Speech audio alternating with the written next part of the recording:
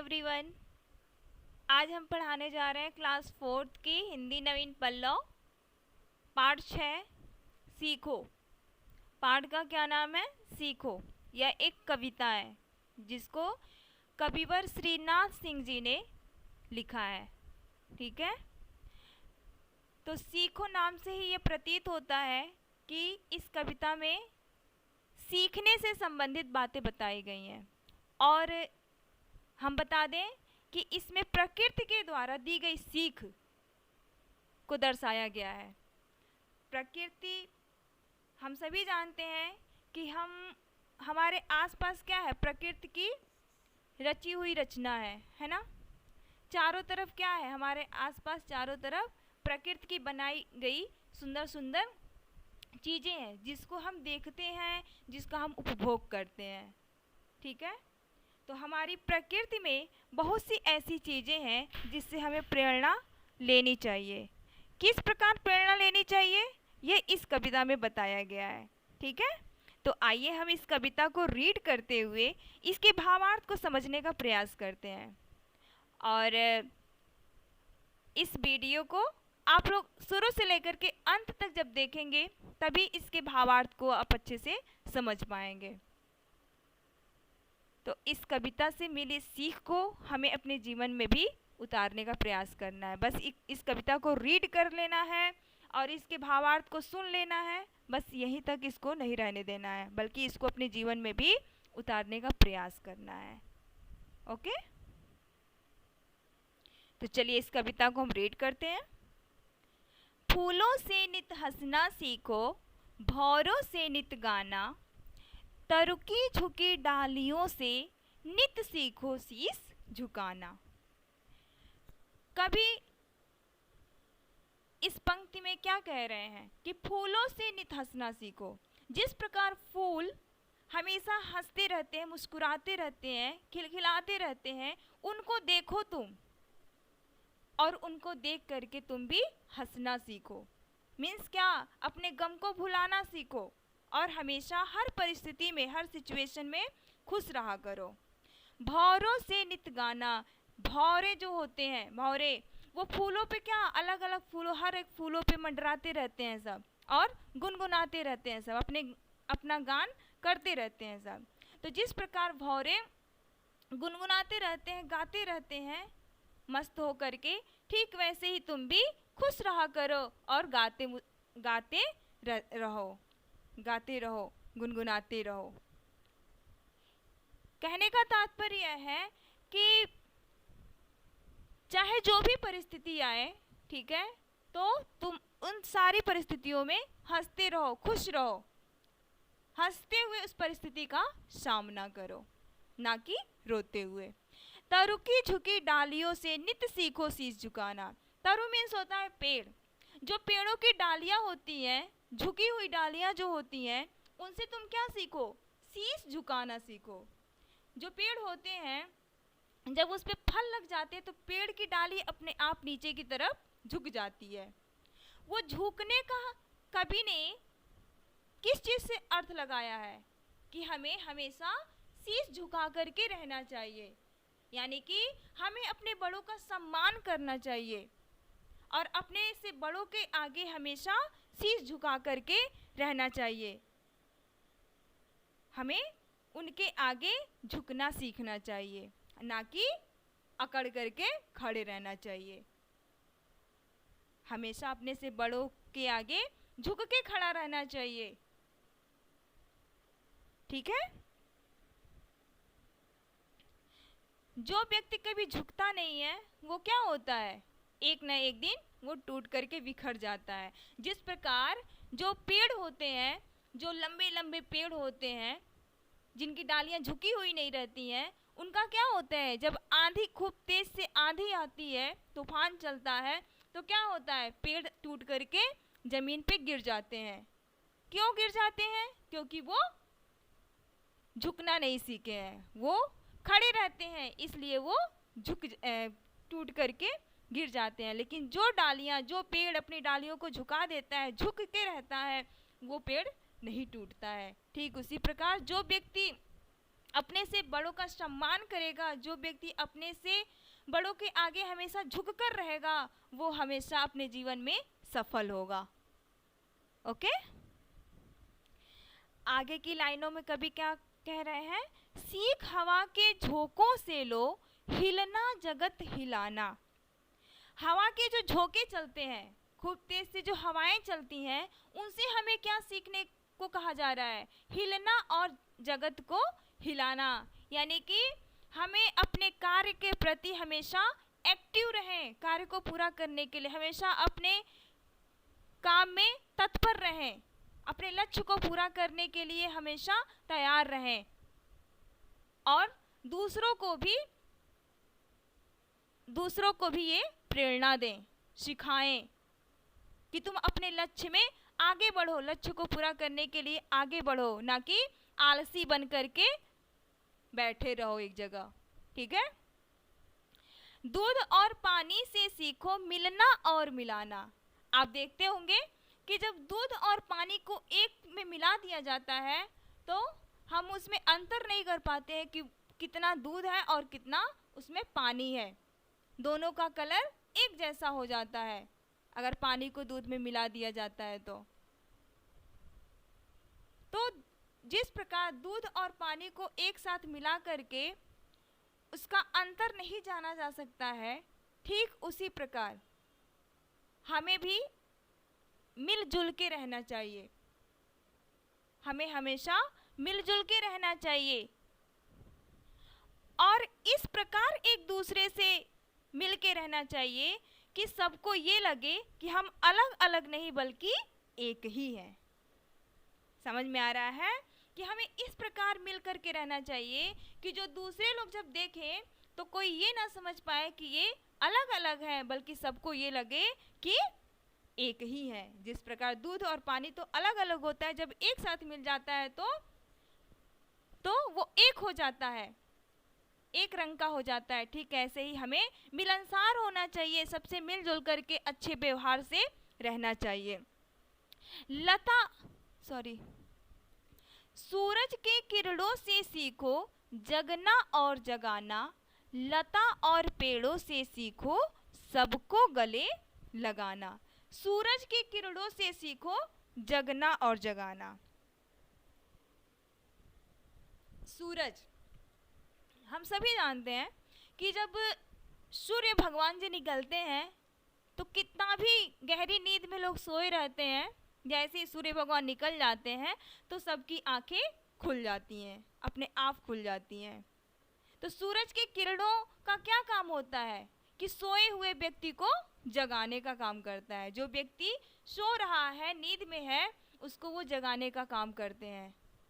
ठीक है, तो इसी प्रकार हमें भी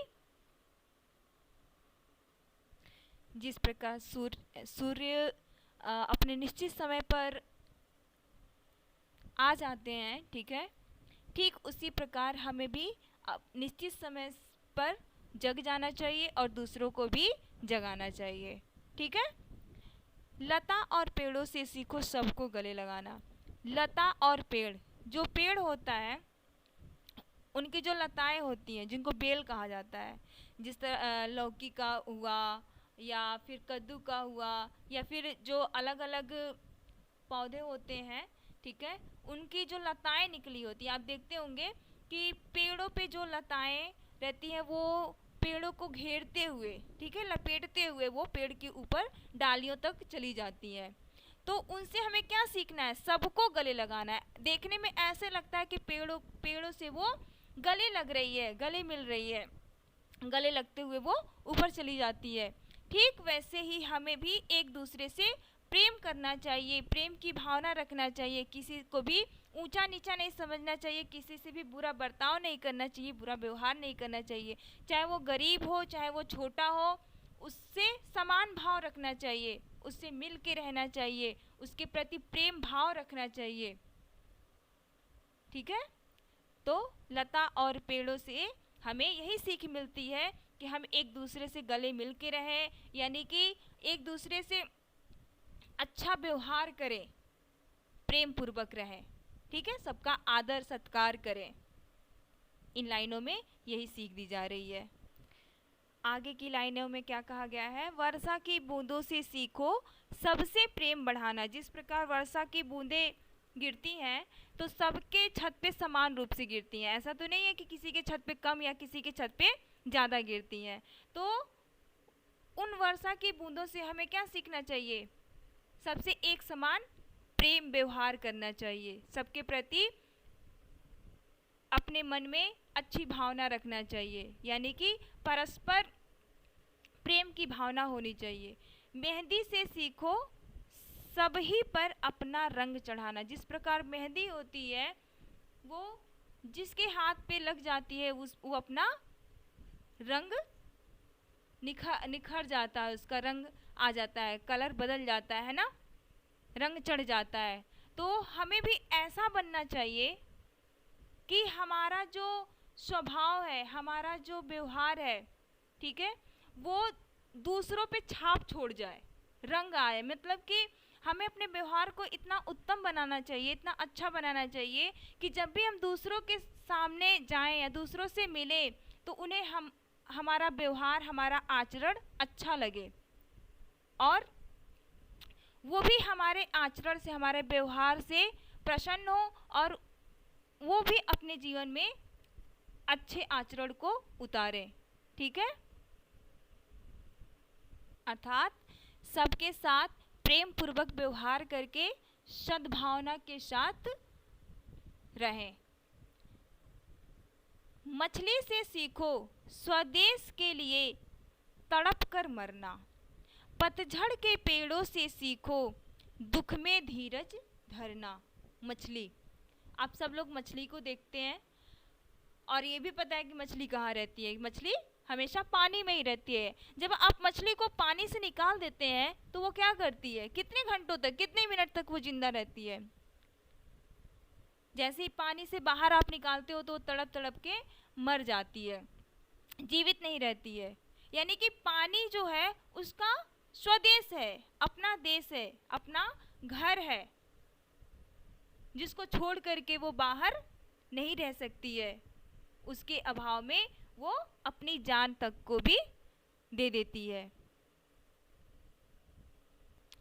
ठीक उसी प्रकार हमें भी क्या करना चाहिए? अपनी मातृभूमि की रक्षा के लिए, अपने स्वदेश के लिए हमें भी अपने जान को, जीवन का बलिदान करना चाहिए।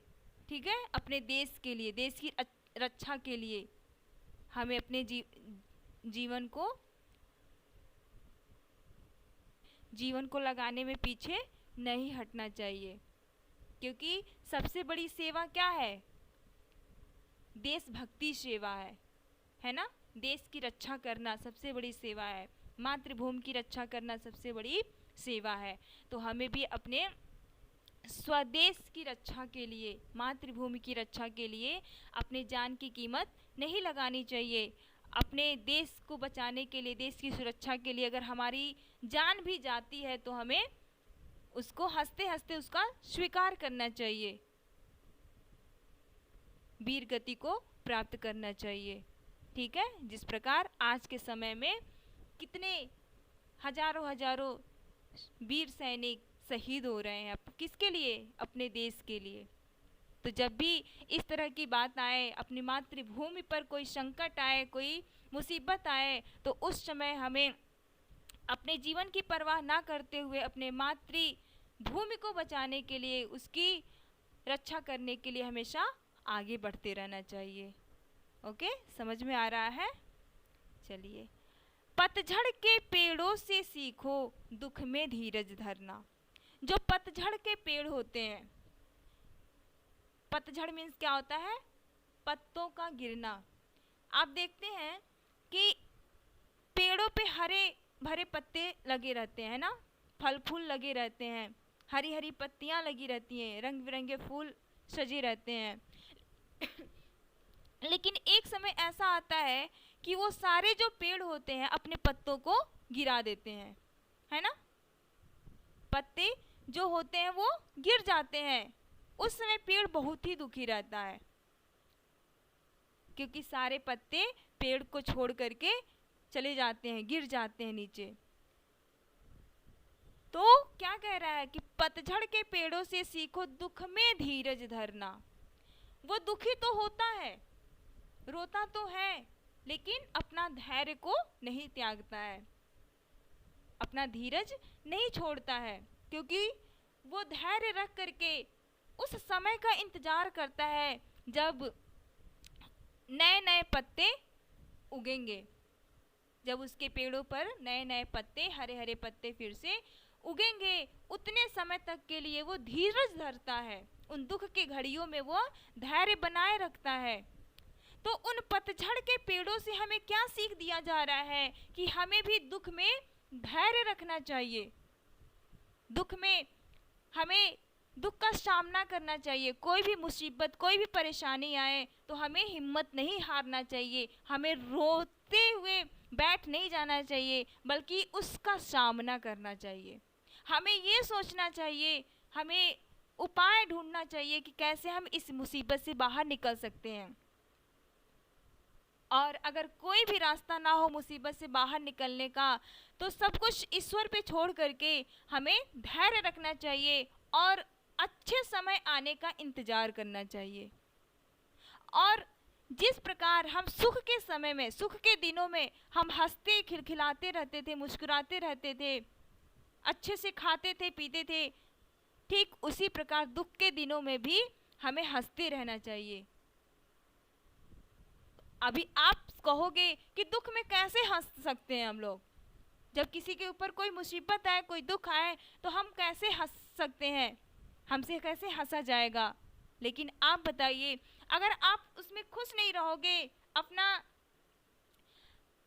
ध्यान नहीं रखोगे, तो फिर क्या होगा, दुख दूर हो जाएगा। दुख तो वैसे भी रहना है, चाहे आप खाओ या ना खाओ, उपवास रखो या कुछ करो, या रो या अपनी जान भी दे दो, वो दुख तो अपने समय पर ही खत्म होने वाला है। ठीक है, तो हमें सुख दुख में एक समान रहना चाहिए।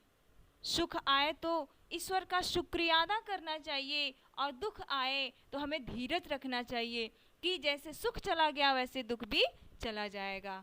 ठीक है, तो कितनी अच्छी अच्छी बातें हमें प्रकृति द्वारा सीखने को मिल रही है, जिन्हें हम अपने जीवन में जरूर से जरूर उतारने का प्रयास करना चाहिए। आगे की पंक्तियों में देखिए, दीपक से सीखो जितना हो सके अंधेरा हरना, पृथ्वी से सीखो प्राणी की सच्ची सेवा करना। दीपक, दीपक का क्या काम होता है, सबको रोशनी प्रदान करना, है ना, उजाला प्रदान करना। दीपक जलता है तो दीपक तले अंधेरा रहता है, वो खुद तो अंधेरे में रहता है, लेकिन दूसरों को वो प्रकाश देता है, रोशनी देता है। तो उससे हमें क्या सीखना है कि सबके जीवन में हम भी दीपक की तरह उजियाला भर दें। यानी कि ये दीपक से हमें, दीपक का अर्थ अज्ञानता से लगाया गया है कि जिस प्रकार हमारे जीवन में अज्ञानता है, अज्ञानता रूपी अंधकार है, उसको ज्ञान रूपी ज्योति से उसको दूर किया जाए, उस अंधकार को दूर किया जाए। ठीक है, तो दीपक से सीखो हो सके अंधेरा हरना, हरना मतलब दूर करना। तो हमें भी ज्ञान रूपी प्रकाश से, ठीक है, ज्ञान रूपी प्रकाश से, दीपक से अंधकार रूपी अज्ञानता को दूर करना सीखना चाहिए, अज्ञानता को दूर करना सीखना चाहिए। तो हम इसे कैसे सीख पाएंगे, शिक्षा के द्वारा सीख पाएंगे, है ना। हमारी जो अज्ञानता है वो किससे दूर होगी, ज्ञान के द्वारा दूर होगी। आगे की लाइन में है, पृथ्वी से सीखो प्राणी की सच्ची सेवा करना। पृथ्वी, जहाँ पे सारे प्राणी निवास करते हैं, मनुष्य से लेकर के पेड़ पौधे, जीव जंतु, कीड़े मकोड़े, छोटे से छोटे भी जीव इसी पृथ्वी पर निवास करते हैं, रहते हैं। सोचिए, हम क्या कहते हैं, धरती को, पृथ्वी को धरती माता कहते हैं ना, धरती माता कहते हैं। हमें सिखाया जाता है कि हमें सुबह उठ करके धरती माता को प्रणाम करना चाहिए, लेकिन शायद ही कोई करता होगा। धरती माता क्या करती है? सबकी सेवा करती हैं, हमारा भार वहन करती हैं। गाड़ी मोटर इतने बड़े बड़े सब कुछ वो बर्दाश्त करती हैं। ये इतने बड़े बड़े पेड़ पौधे जो खड़े हुए हैं इस धरती पर ही तो हैं। इतने बड़े बड़े पहाड़ पर्वत, ये क्या है, झरने, ये सारी पृथ्वी पर ही तो है। धरती माँ पृथ्वी सबकी सेवा करती है। क्या वो किसी से कुछ मांगती हैं? निस्वार्थ भाव से वो सबका भार वहन करती हैं, सबकी सेवा करती हैं। ठीक इसी प्रकार हमें भी सबकी सेवा करनी चाहिए। हमें भी अपने मन में सद्भावना लाना चाहिए, सच्चे विचार लाने चाहिए दूसरों के प्रति। और किसी की सेवा करते वक्त, परोपकार करते वक्त हमें अपने अंदर अहंकार नहीं लाना चाहिए कि मैंने ये किया, मैंने दूसरों के लिए इतना किया। अगर जब हम अपने अंदर अहंकार ला लेंगे तो वो सारा किया हुआ मिट्टी में मिल जाएगा। इसलिए जिस प्रकार धरती जो होती है वो सबके सारे प्राणियों की सेवा करती हैं और बदले में कुछ नहीं मांगती हैं, ठीक उसी प्रकार हमें अपने जीवन में जितना हो सके, हमारे इस जीवन से, हमारे इन हाथों से जितना दूसरों के लिए अच्छा हो सके, हम दूसरों के लिए अच्छा कर सके, उतना हमें अवश्य करना चाहिए। ये चीज़ हमें इस पृथ्वी के द्वारा हमें सिखाया गया है कि हमें दूसरों की सेवा करना चाहिए, दूसरों की सहायता करनी चाहिए। गरीबों की सहायता करें, जिसके पास भोजन ना हो उन्हें, अगर हम समर्थवान हैं तो हम उन्हें भोजन कराएं। जिनके पास कपड़े ना हो उनको हम कपड़े दें, अगर हमारे पास उतनी शक्ति है तो। जो बच्चा अशिक्षित है, पैसे के अभाव में, जिनके पास पैसे नहीं है, गरीबी का जीवन यापन कर रहे हैं, उनके पास पैसे नहीं है, जिसकी वजह से बच्चा उनका जिसकी वजह से शिक्षा से वो वंचित रह जाते हैं। अगर हमारे पास काबिलियत है, हम अगर समर्थवान हैं, तो हम एक बच्चे को भी शिक्षा प्रदान करने का अवसर दे सके तो इससे हमारे जीवन समझिए सफल होगा। तो हमें दूसरों की सेवा सत्कार करना चाहिए, दूसरों की मदद करनी चाहिए। ठीक है, आगे की लाइनों में क्या है? जलधारा से सीखो आगे जीवन पथ में बढ़ना, और धुएं से सीखो हरदम ऊंचे ही पर चढ़ना। जलधारा, जल की धारा, आप देखते होंगे कि जो जल की धारा होती है, जैसे आप नदी देखते हैं तो नदी की जो धारा होती है, क्या वो कहीं रुकी रहती है? वो धारा चलती रहती है, आगे बढ़ती रहती है, कभी रुकती नहीं है। उसके रास्ते में बहुत सारे कंकड़ पत्थर आते हैं, लेकिन फिर भी उन कंकड़ पत्थरों को भी पार कर जाती है। वो क्या है? उसके रास्ते के कांटे हैं ना, मुसीबत है, लेकिन फिर भी उन मुसीबतों का सामना करते हुए वो आगे बढ़ती हैं। तो जलधारा से हमें क्या सीख मिल रही है कि हमारे जीवन में अगर कोई मुसीबत आती है, यानी कि हम अगर कोई प्रगति कर रहे हैं, उन्नति के रास्ते पे चल रहे हैं, आगे बढ़ रहे हैं, कोई हमारे जीवन का लक्ष्य है, उसको हमें पूरा करना है, और उस लक्ष्य को पूरा करते समय अगर कोई बाधा आ रही है, कोई मुसीबत आ रही है, तो हमें हिम्मत नहीं हारना चाहिए, हमें उसका सामना करना चाहिए। जब इस तरह हम दृढ़ संकल्प ले लेंगे, दृढ़ विश्वास कर लेंगे अपने आप से कि हम इस मुसीबत से पार हो जाएंगे, हम हारेंगे नहीं, हम इस मुसीबत का सामना करेंगे, तो एक न एक दिन सफलता हमें अवश्य प्राप्त होगी। लेकिन बहुत से लोग क्या करते हैं, थोड़ी सी भी मुसीबत आने पे अपना जो उद्देश्य होता है, जो लक्ष्य होता है, वो रास्ते में ही छोड़ के चले आते हैं वापस। लेकिन जो भी हमारे जीवन का उद्देश्य है, उसको पूरा करने के लिए हमें हमेशा आगे बढ़ते रहना चाहिए। चाहे कोई भी परिस्थिति हो, कोई भी संकट हो, हमें अपना धैर्य नहीं छोड़ना चाहिए, साहस के साथ आगे बढ़ना चाहिए। पथ मीन्स होता है रास्ता, उस रास्ते पे आगे बढ़ते रहना चाहिए। और धुएं से सीखो हरदम ऊंचे ही पर चढ़ना। धुआं, कोई भी धुआं देखते हैं आप, आग जलाते हैं तो धुआं निकलता है उसमें से, अगरबत्ती जलाते हैं तो उसमें से भी धुआं निकलता है, चिमनियाँ जलती हैं उसमें से भी धुएं निकलते हैं। तो वो धुएं क्या नीचे की तरफ आते हैं, जमीन की तरफ आते हैं? नहीं ना, वो धुएं हमेशा ऊपर की तरफ उड़ते हैं, आकाश की तरफ, ऊंचाइयों की तरफ उठते हैं, है ना। तो उन धुओं से हमें क्या सीख लेना है? हमेशा ऊंचाइयों पर चढ़ना, हमेशा आगे बढ़ना, न कि पीछे मुड़ना। ठीक है, यानी कि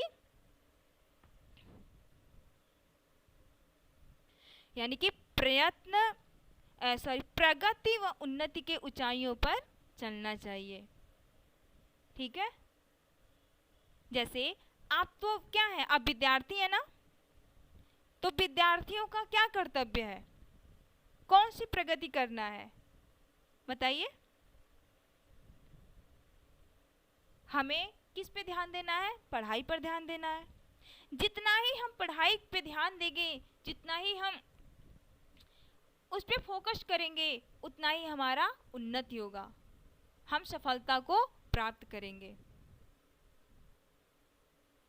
ज्ञान को प्राप्त करेंगे, अधिक से अधिक हमें जानकारियाँ मिलेंगी, शिक्षा मिलेंगी, अच्छी से अच्छी चीज़ें सीखने को मिलेंगी जब हम ज़्यादा से ज़्यादा पढ़ाई में ध्यान देंगे।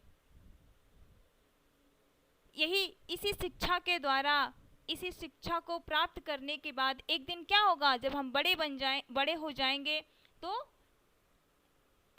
हम जो चाहेंगे, जो भी लक्ष्य होगा हमारे बनने का, उस लक्ष्य को पूरा करने के लिए हम आगे बढ़ेंगे, तो एक न एक दिन हमें सफलता जरूर मिल जाएगी। ठीक है, तो सफलता पाने के लिए हमें क्या करना पड़ेगा? बहुत सारा मेहनत करना पड़ेगा, परिश्रम करना पड़ेगा। ऐसे बैठने से हमें सफलता नहीं प्राप्त होगी। तो आपने इस कविता से कितनी अच्छी अच्छी चीज़ें सीख लिए, है ना। प्रकृति के जो अलग अलग रूप हैं, उनसे हम कितना कुछ सीख लिए। फूलों से क्या सीखे, पेड़ों से क्या सीखे हैं, हवा के झोंकों से, सूरज की किरणों से, दूध और पानी से, लता और पेड़ों से, ये सारी चीज़ें हमें क्या एक नई सीख दी हैं, जिन्हें हमें अपने जीवन में उतारने का प्रयास करना चाहिए। वर्षा की बूंदें, मेहंदी, मछली, पतझड़ के पेड़, दीपक, पृथ्वी, जलधारा, धुएं, ये सारी चीज़ें हमें एक बहुत ही अच्छी अच्छी सीख दिए हैं, जिन्हें हमें अपने जीवन में उतारना चाहिए और उस रास्ते पे चलने का प्रयास करना चाहिए। कुल मिलाकर के इसमें बताया गया है कि प्रकृति जीवन में आगे बढ़ने की सीख देती है। जो प्रकृति है, हमारी प्रकृति है, वो हमें आगे बढ़ने की सीख देती है, जिसको हमें अपनाना चाहिए, जिसको हमें स्वीकार करना चाहिए। और जो हमारे जीवन का लक्ष्य है, उसको पूरा करने के लिए, उसको प्राप्त करने के लिए सदैव आगे बढ़ते रहना चाहिए, कभी भी पीछे नहीं हटना चाहिए। ठीक है, तो यह कविवर श्रीनाथ सिंह जी की ये कविता बहुत ही प्रेरणादायक कविता है, बहुत ही अच्छी सीख मिली है इस कविता से। ठीक है, तो हम बता दें, जो श्रीनाथ सिंह जी हैं, कविवर श्रीनाथ सिंह जी, उन्होंने अपने जीवन में बहुत सारे उपन्यास, कहानियों को लिखा है। बच्चों के लिए बाल गीत, बहुत सारे बाल गीत भी लिखे हैं। ठीक है, इनका जन्म 1901 में हुआ है। किसका? श्रीनाथ सिंह जी का। इनकी जो कविता है सीखो, इस कविता को आप लोग एक बार फिर से रीड कीजिए, इस कविता को याद कीजिए। ठीक है, और इस उसके जो भावार्थ हैं जो आपको अभी बताए गए हैं उस पर विचार कीजिए और उसको अपने जीवन में ग्रहण कीजिए। Okay, thank you.